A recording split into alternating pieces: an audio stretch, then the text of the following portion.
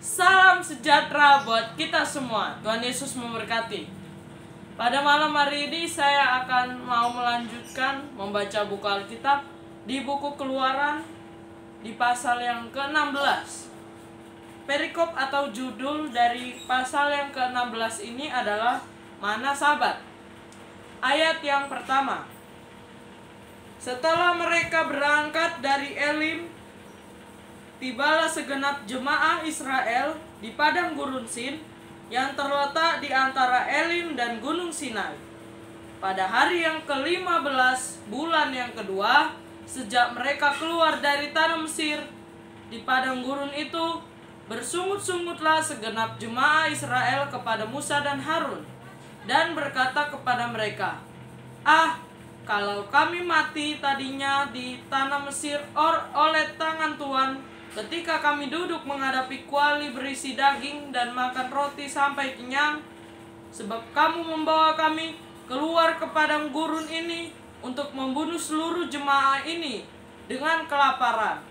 Lalu berfirmanlah Tuhan kepada Musa, sesungguhnya aku akan menurunkan dari langit hujan roti bagimu, maka bangsa itu akan keluar dan memungut tiap-tiap hari sebanyak yang perlu untuk sehari, supaya mereka aku coba apakah mereka hidup menurut hukumku atau tidak. Dan pada hari yang ke-6, apabila mereka memasak yang dibawa mereka pulang, maka yang dibawa itu akan terdapat 2 kali lipat banyaknya dari apa yang dipungut mereka sehari-hari. Sesudah itu berkatalah Musa dan Harun kepada seluruh orang Israel, petang ini kamu akan mengetahui bahwa Tuhanlah yang telah membawa kamu keluar dari tanah Mesir. Dan besok pagi kamu melihat kemuliaan Tuhan, karena Ia telah mendengar sungut-sungutmu kepadanya. Sebab apalah kami ini, maka kamu bersungut-sungut kepada kami. Lagi kata Musa, jika memang Tuhan yang memberi kamu makan daging pada waktu petang dan makan roti sampai kenyang pada waktu pagi, karena Tuhan telah mendengar sungut-sungutmu yang kamu sungut-sungutkan kepadanya. Apalah kami ini? Bukan kepada kami sungut-sungutmu itu, tetapi kepada Tuhan. Kata Musa kepada Harun, katakanlah kepada segenap jemaah Israel, marilah dekat ke hadapan Tuhan, sebab Ia telah mendengar sungut-sungutmu. Dan sedang Harun berbicara kepada segenap jemaah Israel, mereka memalingkan mukanya ke arah padang gurun. Maka tampaklah kemuliaan Tuhan dalam awan. Lalu berfirmanlah Tuhan kepada Musa, aku telah mendengar sungut-sungut orang Israel. Katakanlah kepada mereka pada waktu senja, kamu akan makan daging, dan pada waktu pagi kamu akan kenyang makan roti. Maka kamu akan mengetahui bahwa akulah Tuhan Allahmu. Pada waktu petang datanglah berduyung-duyung burung puyuh yang menutupi perkemahan itu, dan pada waktu pagi terletaklah embun sekeliling perkemahan itu. Ketika embun itu telah menguap, tampaklah pada permukaan padang gurun sesuatu yang halus, sesuatu yang seperti sisik, halus seperti embun beku di bumi. Ketika orang Israel melihatnya, berkatalah mereka seorang kepada yang lain, apakah ini? Sebab mereka tidak tahu apa itu. Tetapi Musa berkata kepada mereka, inilah roti yang diberikan Tuhan kepadamu menjadi makananmu. Beginilah perintah Tuhan, pungutlah itu tiap-tiap orang menurut keperluannya. Masing-masing kamu boleh mengambil untuk seisi kemahnya, segomer seorang menurut jumlah jiwa. Demikianlah diperbuat orang Israel. Mereka mengumpulkan, ada yang banyak, ada yang sedikit. Ketika mereka menangkarnya dengan gomer, maka orang yang mengumpulkan banyak tidak kelebihan, dan orang yang mengumpulkan sedikit tidak kekurangan.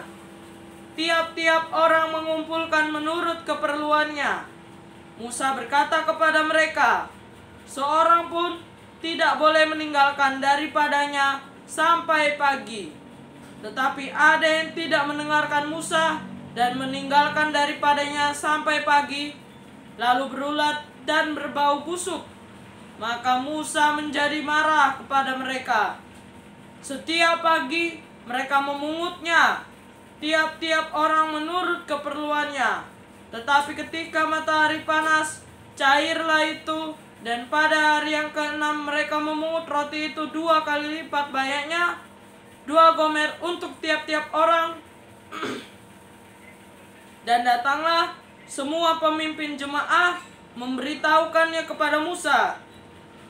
Lalu berkatalah Musa kepada mereka, inilah yang dimaksudkan Tuhan. Besok adalah hari perhentian penuh, Sabat yang kudus bagi Tuhan.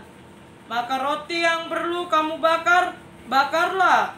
Dan apa yang perlu kamu masak, masaklah. Dan segala kelebihannya, biarkanlah di tempatnya untuk disimpan sampai pagi. Mereka membiarkan di tempatnya sampai keesokan harinya, seperti yang diperintahkan Musa. Lalu tidaklah berbau busuk dan tidak ada ulat di dalamnya.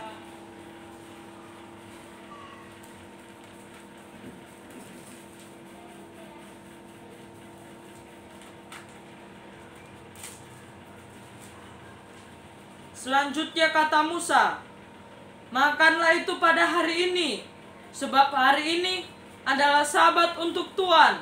Pada hari ini tidaklah kamu mendapatkannya di padang. 6 hari lamanya kamu memungutnya. Tetapi pada hari yang ke-7 ada Sabat, maka roti itu tidak ada pada hari itu. Tetapi ketika pada hari ke-7 ada dari bangsa itu yang keluar memungutnya, tidaklah mereka mendapatkannya. Sebab itu Tuhan berfirman kepada Musa, berapa lama lagi kamu menolak mengikuti segala perintahku dan hukumku? Perhatikanlah, Tuhan telah memberikan Sabat itu kepadamu.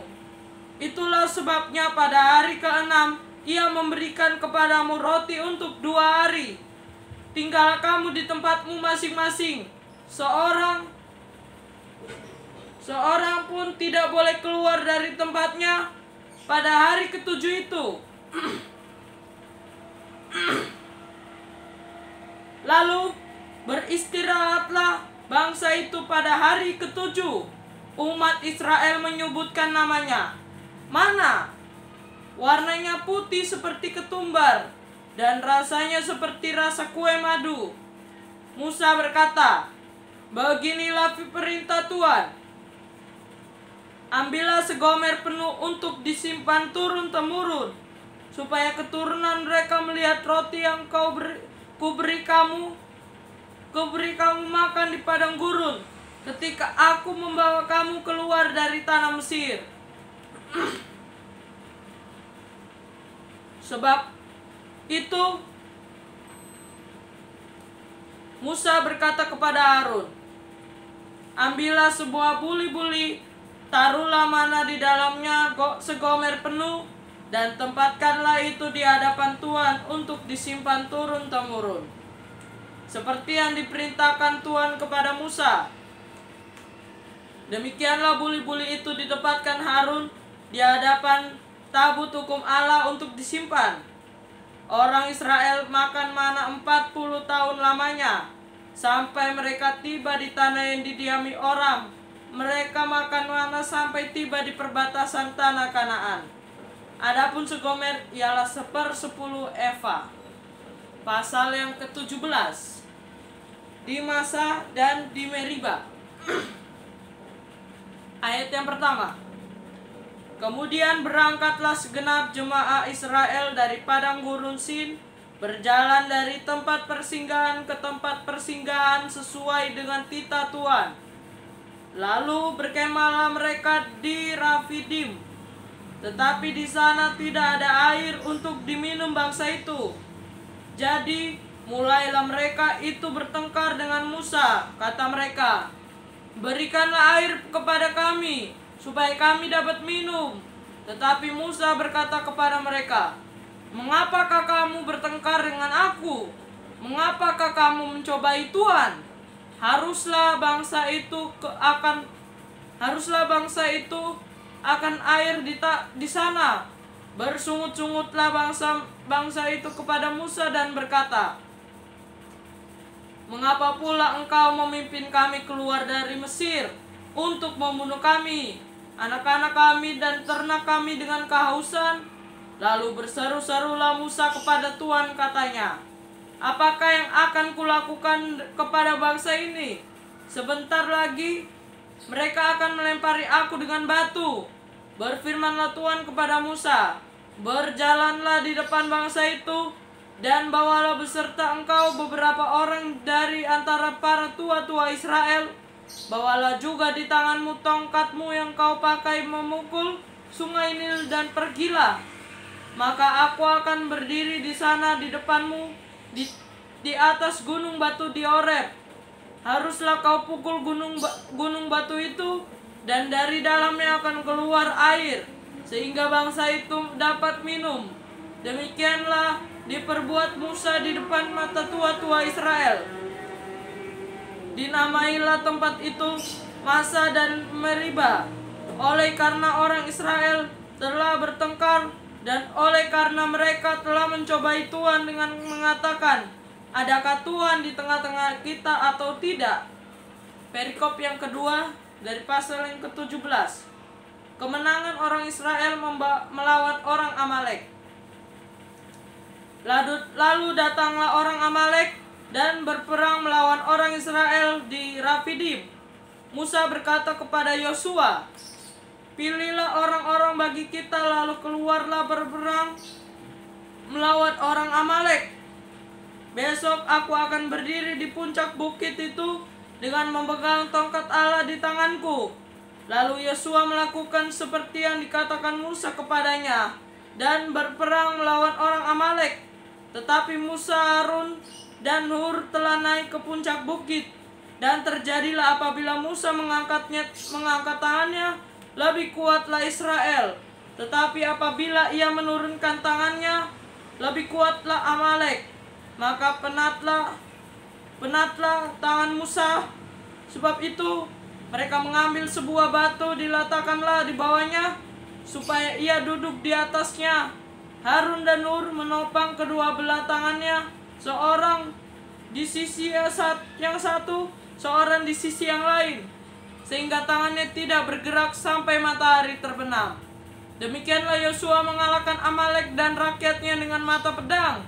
Kemudian berfirmanlah Tuhan kepada Musa, "Tuliskanlah semuanya ini dalam sebuah kitab sebagai tanda peringatan, dan ingatkanlah ke telinga Yosua bahwa aku akan menghapuskan sama sekali ingatan kepada Amalek dari kolong langit."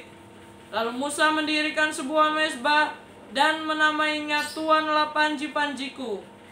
Ia berkata, "Tangan di atas panji-panji Tuhan. Tuhan berperang melawan Amalek turun-temurun." Semoga firman Tuhan ini bermanfaat dalam kehidupan kita sehari-hari, menjadi pedoman dalam kehidupan kita sehari-hari agar bermanfaat di setiap kegiatan kita apapun. Tuhan Yesus memberkati. Amin.